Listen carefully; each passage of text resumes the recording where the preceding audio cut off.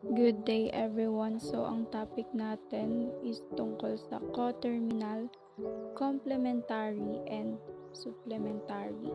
So dito sa coterminal, lagi nating tatandaan na gagamitan natin siya ng 2π. So start tayo. May given tayo dito na 5π over 2. So, tandaan natin na kapag positive yung given, ang gagamitin nating sign is negative.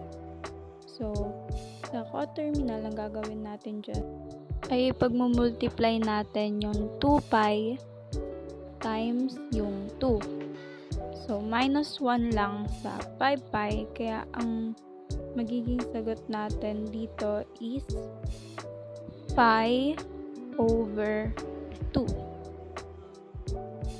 So, ito na yung coterminal natin sa given na 5π over 2. Next naman is yung negative 2π over 3. So, sabi nga natin kanina, pag negative yung given, positive yung gagamitan natin. So, dito, gumamit lang tayo ng cross multiplication. Kaya, nagkaroon tayo ng 6 kasi 2 times 3 is equal to 6. Tapos, 2π times 1, 2π over 3. Next naman dito, pinag-minus lang natin yung 6 minus 2π over 3. Kaya, meron tayong negative 4π over 5. Yung LCD yan. Tapos, copy lang yung sign negative, kaya hindi negative 4π over 5. Next is complementary. So, sa complementary, ang tatagdaan lang natin dito is 90 degrees siya. So, ang given natin dito is 85 degrees.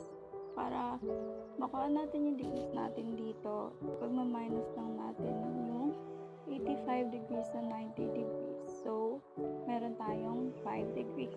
And, ayan yung complementary. Next naman is yung supplementary. Tandaan lang natin dito na 180 degrees siya compared sa complementary na 90 degrees. So, ganun lang din, minus lang sa 180 degrees yung 130 degrees na given natin. And ang sagot dyan